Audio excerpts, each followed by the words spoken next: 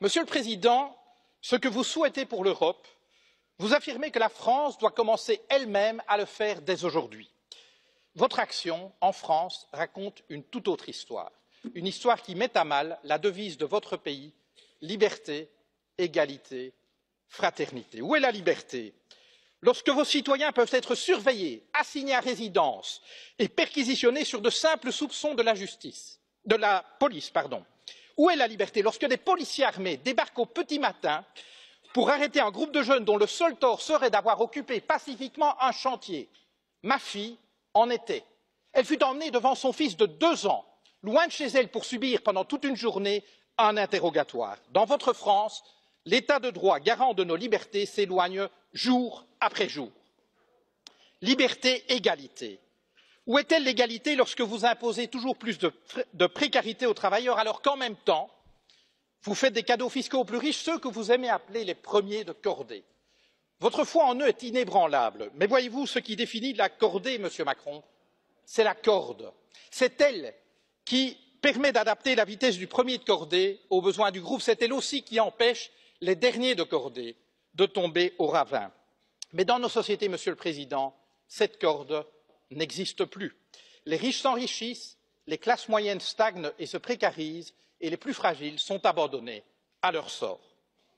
Liberté, égalité, fraternité. Est-ce au nom de la fraternité que vous vendez des armes à des régimes qui les retournent contre leur propre population ou contre leurs voisins? Où est-elle cette fraternité lorsque votre police lacère tente ses sacs de couchage de migrants?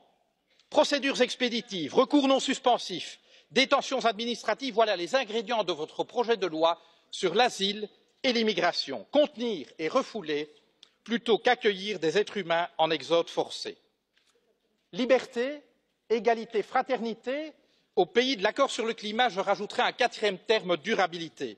Vous dites vouloir la taxe carbone, la fin du glyphosate, la fin des voitures diesel, bravo. Mais vous restez en même temps un ardent promoteur des traités actuels de libre-échange et pire encore du nucléaire. Alors, vous avez permis, contrairement à votre prédécesseur, l'adoption par l'Union européenne d'une définition totalement laxiste des perturbateurs endocriniens. Alors, vous avez eu le courage de mettre un terme à ce projet insensé d'aéroport à Notre-Dame-des-Landes, mais c'est pour, dans la foulée, écraser dans la violence les projets de celles et ceux qui inventent depuis des années une manière différente de vivre. Monsieur le Président, un livre vous dit philosophe. Il affirme qu'aucun de vos mots n'est le fruit du hasard. Voici quelques mois, vous avez parlé des gens qui réussissent et des gens qui ne sont rien. Vous n'avez pas dit des gens qui ne font rien ou des gens qui n'ont rien. Vous avez parlé des gens qui ne sont rien.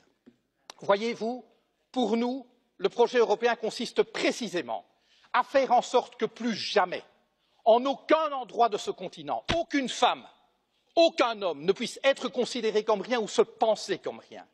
Car considérer des êtres humains comme rien, c'est permettre de leur faire subir n'importe quoi, et cela, nous ne l'accepterons jamais.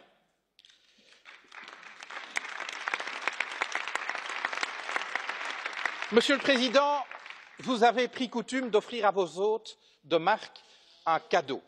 Permettez-moi de faire de même. Je vous offre cette corde d'escalade, symbole de la cordée à laquelle vous semblez tenir. Je vous dirai ceci. Chaque fois que vous ferez avancer la cause de la liberté, de l'égalité et de la fraternité en Europe, chaque fois que vous agirez pour une Europe plus juste, plus durable et plus démocratique, nous serons à vos côtés.